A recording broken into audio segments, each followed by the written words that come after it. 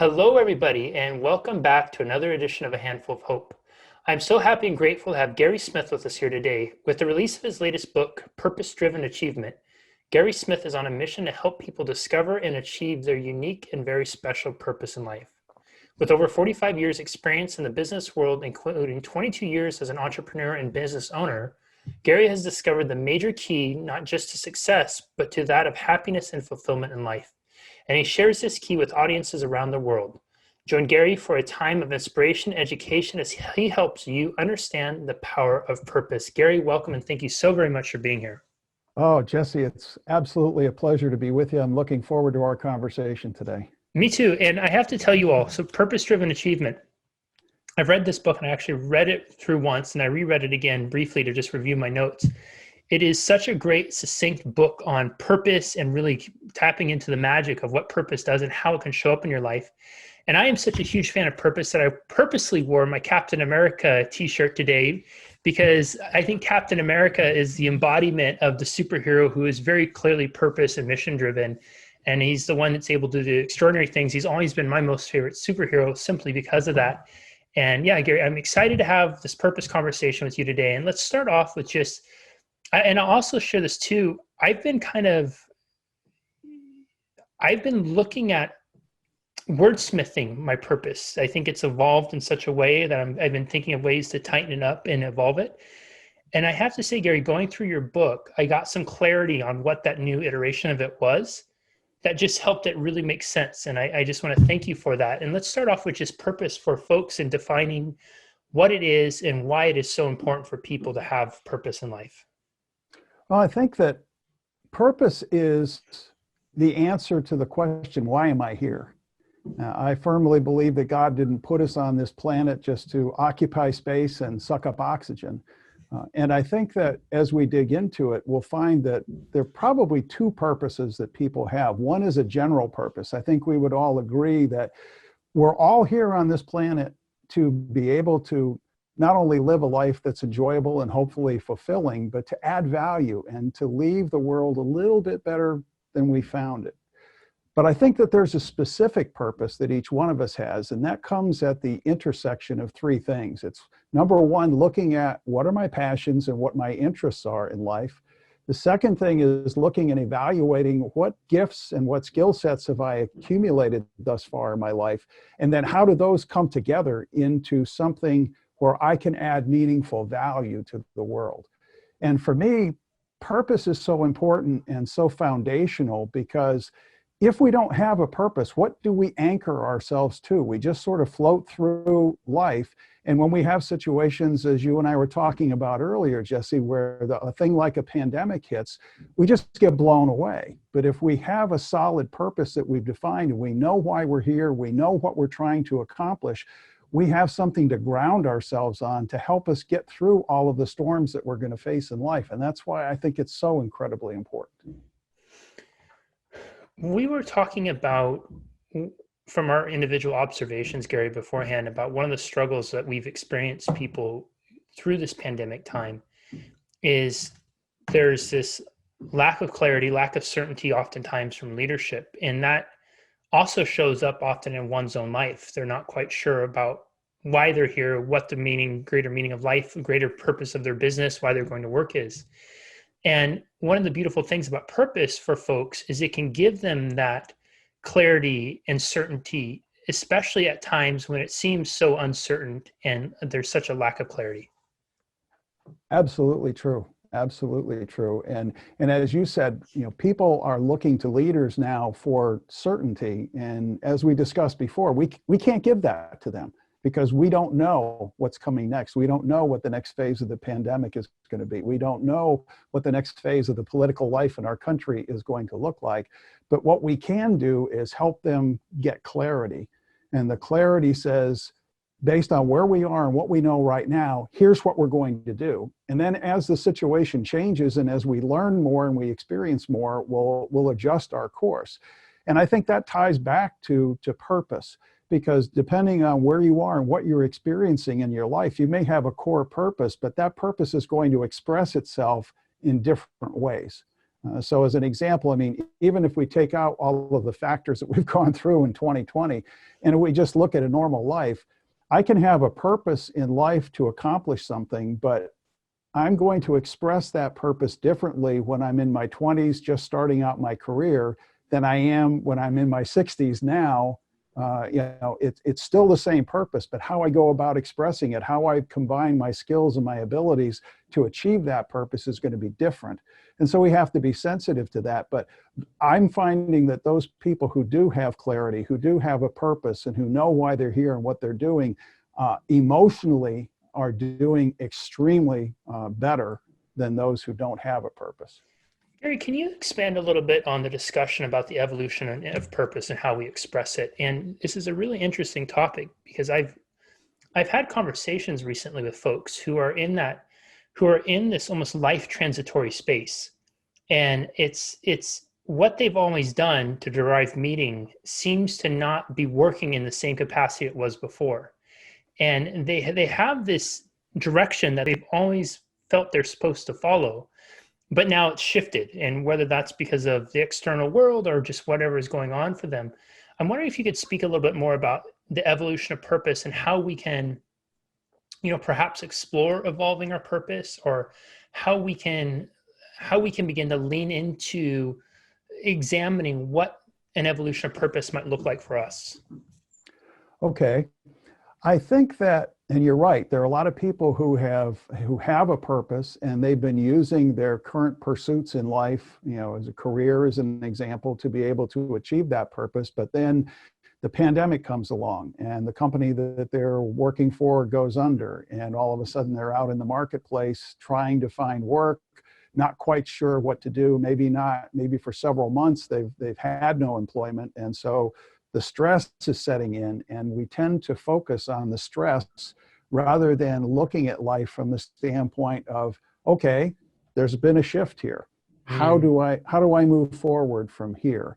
And one of the best examples I have is the gentleman who was and I can't remember his name, I apologize, but he was the CEO of Longhorn Steakhouse. And when the pandemic hit, they had something like 535 stores around the world that they shut down. And afterwards, he sat back and said, okay, how do we deal with this? I mean, I can't let all of these people just go. We've laid off, thousands of people. How does this business survive? What do we do? How do we move forward? And he finally began looking at things like where we have warmer climates, we can dine outside and still be socially distanced appropriately.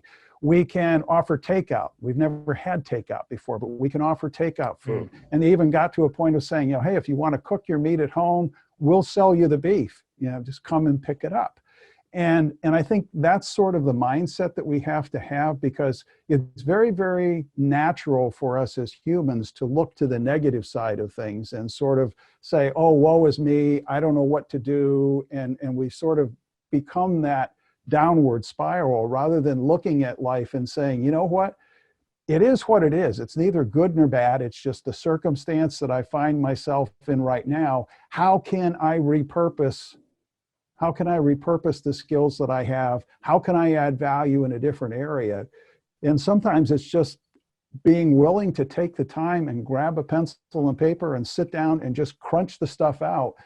And if you have people, this is one of the values that I think coaches have, of going to a coach and saying, listen, this is what I'm struggling with. And it's not that I, as a coach, am going to have the answers for you, but I know the questions to ask. And I know when to take excuses and when to push you to dig deeper, because really that's what it's all about. If you're going to survive and you're going to thrive going into the future, those people who survive and thrive are those who are willing to dig deep and do the hard work now. What I'm hearing too, Gary, from you is that example of the CEO of Longhorn Steakhouse as an example. What separates him from others who may not have the purpose is if I was to hypothesize a purpose for him, it might be something like to create the most incredible dining experience possible for their patrons. And with somebody with that, now all of a sudden a pandemic happens, you have this thing happen, shuts down your stores, you have all these employees. And when you're operating from a perspective of purpose, now you're making decisions that are in alignment with that purpose. So the question becomes, not necessarily just what do we do, but the question becomes, how do I still fulfill and honor this purpose? What would that look Right. like? Right. And then, so then it becomes this, oh, well, we could do outdoor dining. We could do takeout. We could do cook your own steak at home. Here's some of our best recipes. And all of a sudden you start to have these creative evolutions of that purpose that you wouldn't have had otherwise if you didn't have that initial purpose to use as a North Star for asking a question.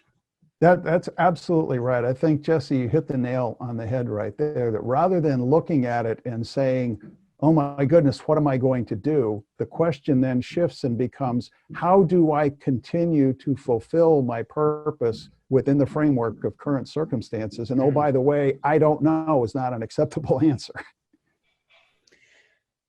Gary, talk to us about choice. In the book, you talk about choices and how we're all making choices all the time and that most of our choices are unconscious. And I would love to just chat about this for a minute or two, because I think that, and you were alluding to this earlier, we're all making choices all the time. And oftentimes where I see most people get stuck in business, relationship, their own life, whether it's their health, their fitness, whatever that is they arrive at this fork in the road where they feel like they are choiceless, that there's not a lot of choice. And even the dialogue, again, we'll use the pandemic as an example. Everything was going great until the pandemic, and now I don't really have a lot of choices. So can you just talk to us about choice and how it correlates to purpose? Well, I think that I actually, in my book, have created a model that talks about that, about how choices drive us to take action.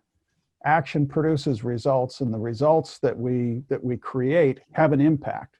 And sometimes that impact is just on us, sometimes it's on other people, sometimes it's on both. But so many of the choices that we make, we're just on autopilot. And one of the examples I give is that I get up in the morning and I come down to my kitchen to make breakfast.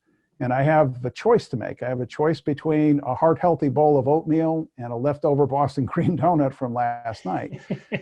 If I choose to eat that Boston cream donut and I make those kinds of choices on a fairly regular basis, it's going to have some decidedly negative impacts. I'm going to get fat. I'm going to lose energy. I may get type 2 diabetes, whatever the case may be. And that is going to have not only a negative impact on me, but it's going to have a negative impact on my family. But so much of the time, we're not even aware of the choices we make. I remember Tony Robbins talking about how we, get up in the morning and we're in our box house and we get in our box car and we drive to our box office and we do our work and we drive our box car home and we eat a box dinner, and then just for a change of state, we sit down and have a cylinder. And it's really, really powerful when we think about things like that, because we live 80 or 90% of our lives on autopilot, and we've got to stop doing that. And for those people who feel like they don't have any choices, there's always a choice. You just have to discover what the choices are and do your best to make the choices that you should be making. And that sort of triggers maybe another discussion, Jesse, and that is, what is driving choice? Because a lot of times I see people who they're not producing the results that they want, or not having the impact that they want to have. So they go back and they try to change their choices. And that may work in the short term, but in the long term, it doesn't. What we really need to do is go back to the foundation of choices. And that is, what are our core beliefs? What is it that I really believe? Because the core beliefs, the core values that I have in my life are what really are driving me and driving all the decisions that I make. One of the things, speaking of choices, Gary, one of the things that I really appreciated reading so much in your book, Purpose Driven Achievement, was you talked about the choice you make to do your daily thinking ritual. And I'll let you elaborate on it, but it was essentially, if I'm remembering correctly, you go down, you spend some time, you have a piece of paper, and you essentially spend, I think, 20, 30 minutes thinking about problems that you want to solve, thinking about ideas. And I want to just offer you the opportunity to expand on that. Why do you do that? And what benefit comes from making a daily choice to think? And I also think that this is so relevant because culturally, it's almost, we're making the shift into a reactionary society. we see something, whether it's a graph or it's a political post or it's somebody's sounding board on social media, and we're not really necessarily thinking that through. We're just feeling an emotion, and we're taking our feelings and turning them into facts, accepting that initial emotional response as the gospel. And then we go and we create a reality based on that knee-jerk emotional response. And so I'm wondering, where's the value in really staying time, making a daily habit, making a daily choice around thinking and thinking about problems you want to solve? Well, I think that we underestimate the power of the human mind. Our minds are, as Earl Nightingale used to say, our minds are veins of pure gold. And yet we spend precious little time digging there and mining the gold that exists there.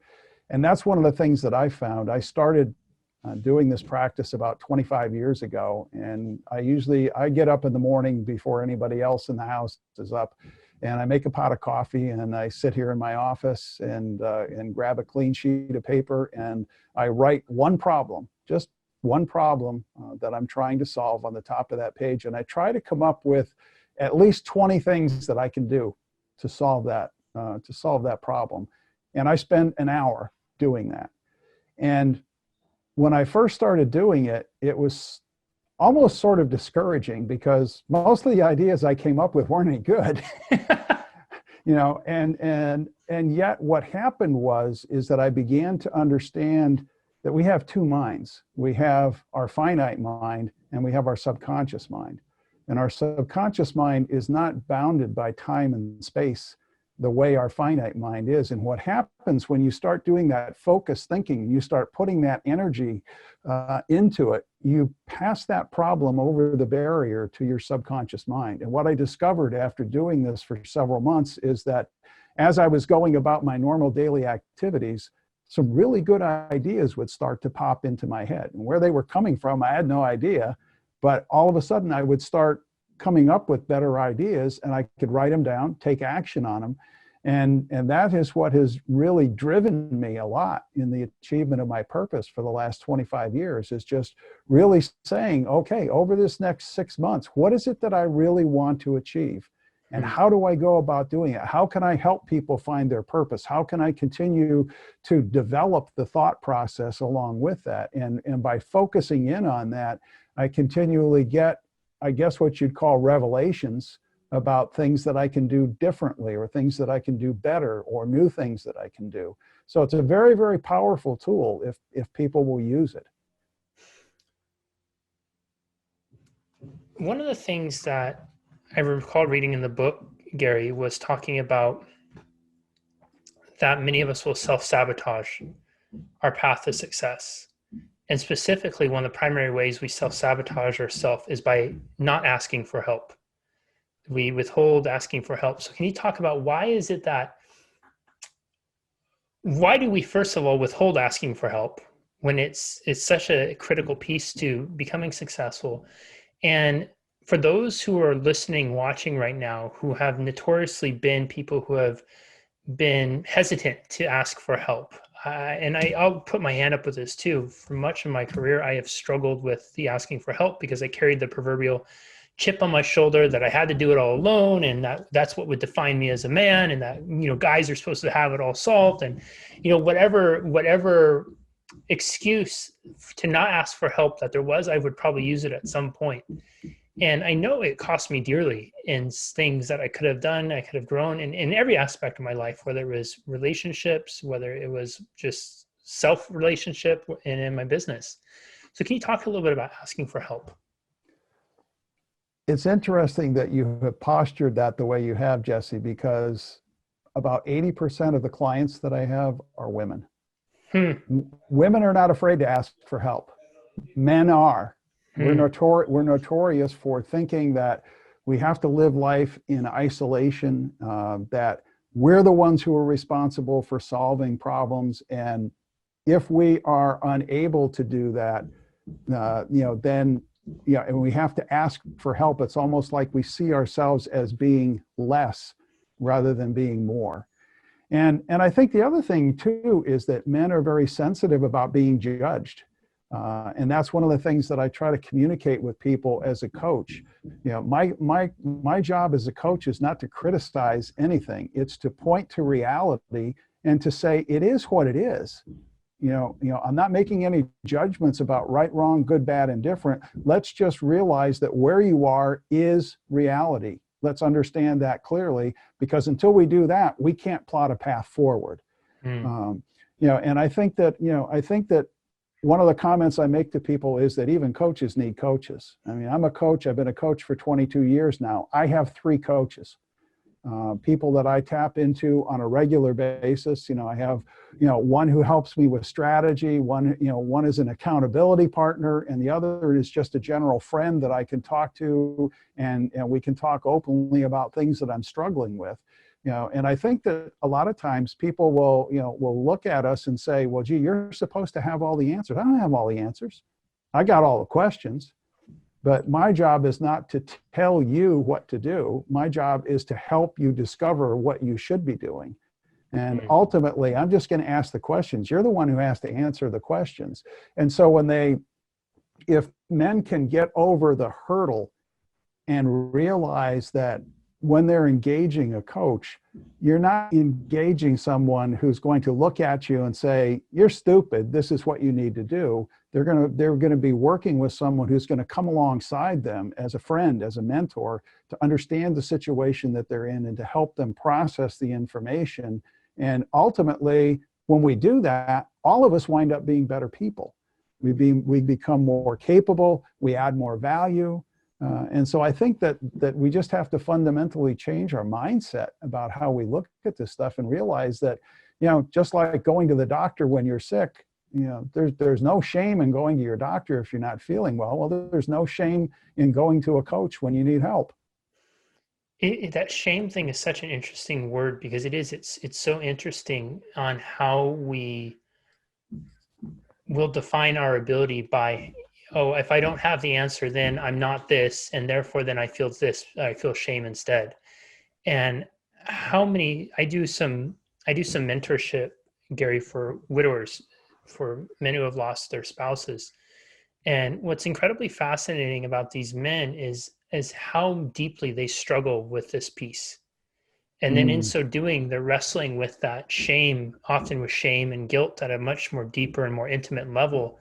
And many of them struggle to even vocalize and stammer out a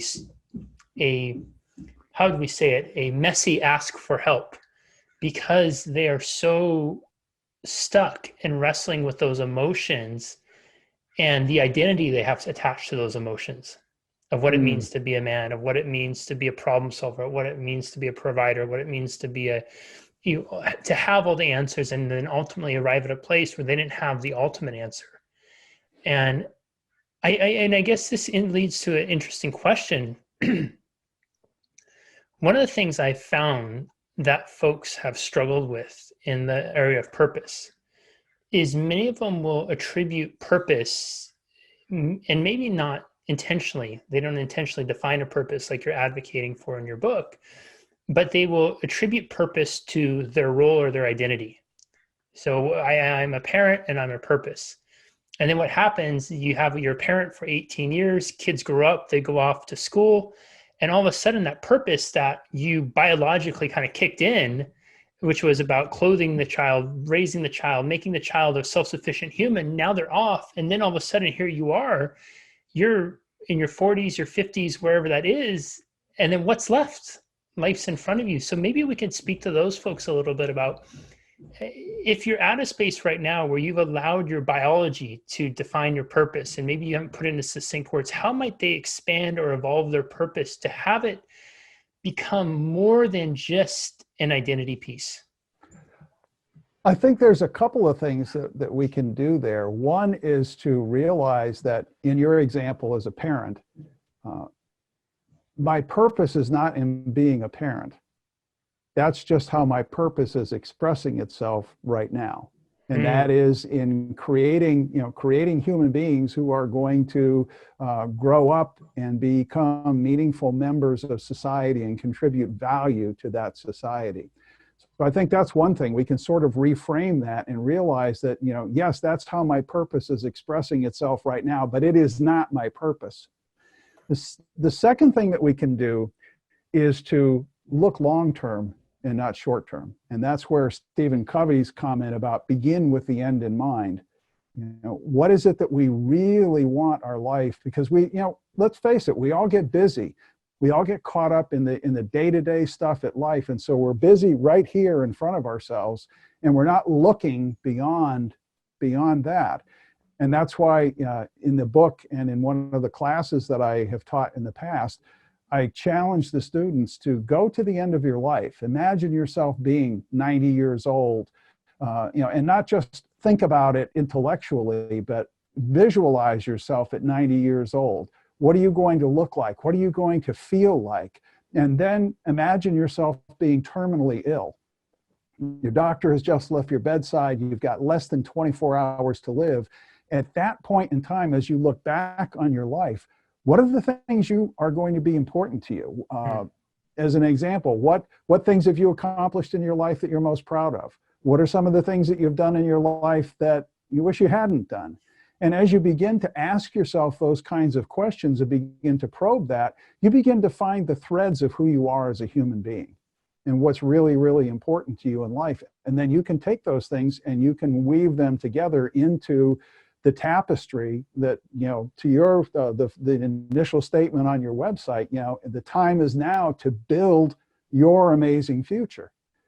And it starts with that foundation of purpose, but looking long term and realizing, being a parent, even in the working world, doing the job that I'm doing right now is not my purpose. It's how my purpose expresses itself. And maybe, and maybe what I'm doing now is I'm just doing it so that I can provide financially for my family, but that's just a step to another step to another step. So we really have to look long and look to that longer purpose, and then realize that, as we talked about before, depending on where we are in life, what phase of life you're in, that purpose is going to express itself in different ways.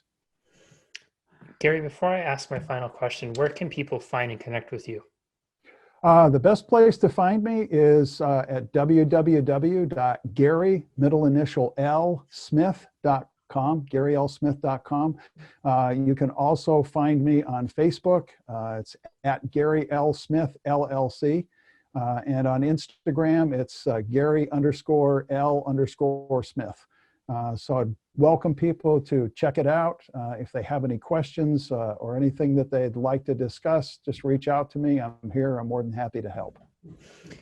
Gary, I know we had talked before, and you had started working on this book prior to the pandemic, and then you worked through it through the pandemic. And I believe this is your second book you've published this year. There was one in March, and then this one now too. Is that correct? No, this is actually the only book I published this year. I have 3 other books that I published. My last one prior to this one was in 2013. Okay. And we were talking about just what kind of drives behavior. What is that is the secret sauce to purpose? And I'm wondering, for you, do you have an avatar that you focus on that becomes an embodiment or a representation of your purpose when you find yourself in a place where you're trying to focus on, maybe getting however many words written or meeting a deadline or something like that? Do you have something that you've created inside of you or in your mind that is the perfect representation of purpose that you can visually connect with, that you can just kind of ignite those emotions that you have attributed to purpose? I think the way I would respond to that, Jesse, is to say that, as a Christian, my focus is on God. I rely upon him for everything. And so everything that I do, whether it's looking for motivation when it comes to writing or trying to solve problems, not only am I seeking to use God as a resource, but I always ask myself, if God was in this situation, what would he do? Because for me anyway, he is the ultimate source of wisdom and understanding. And as I do that, I just sort of recommit myself to doing the things that are right and to keep pushing forward. Everyone, my goodness, is this going to be one you want to dive into, rewatch, and re-listen? Gary shared with us probably the secret sauce to unlocking your ultimate potential and 10 to 20 to 30xing your life, and that is purpose and finding and deciding on a purpose. I love that he talked about our purpose can evolve and expand and how we express our purpose. That distinction of expression of purpose can change as we go through life. I know I've personally struggled with different times where I feel like I have a clear sense of purpose, but it doesn't feel like what I'm doing in that time is the full expression of it, and giving ourselves permission to allow it to expand. Gary touched on about asking for help and allowing ourselves to release some of the strangleholds that shame may have on us for asking for help, especially if you're a man, and being opening the door for asking for help. And for women too, he was talking about 80% of his clients being women who are already really well versed in asking for help. This is a skill set that you can help the men in your life develop by gently nudging them and creating opportunities to ask for help. We talked about core values and core beliefs that will drive our behavior and the power of choice, and how we're all making these unconscious choices all the time. And that by recognizing we have choice, that we can start to choose decisions, choose to take actions that are more action-oriented with our purpose. He gave the wonderful example of the CEO of the steakhouse and how business forced to shut down by the pandemic, that he was able to make a choice that was in alignment with his purpose. And that choice allowed the business to evolve in ways that had never evolved before, offering takeout, offering service outside in socially distanced way, offering an opportunity for customers to come, pick up the meat and cook it at home. And I think that's one of the really unique things about purpose is when we have a purpose, a North Star in our life, it really does give us a guiding place, something to help us focus on amidst all the noise. Last, and I think one of my favorite parts of this interview was Gary sharing his thinking routine. Taking the time to just grab a simple piece of paper, write down one big problem that you're trying to solve, and all the ideas that go in with it. And he would devote an hour to it. And initially, there wasn't a lot of great stuff that came from that. But by leaning into the process, he was able to come up and formulate some of his best ideas and his best solutions to those problems.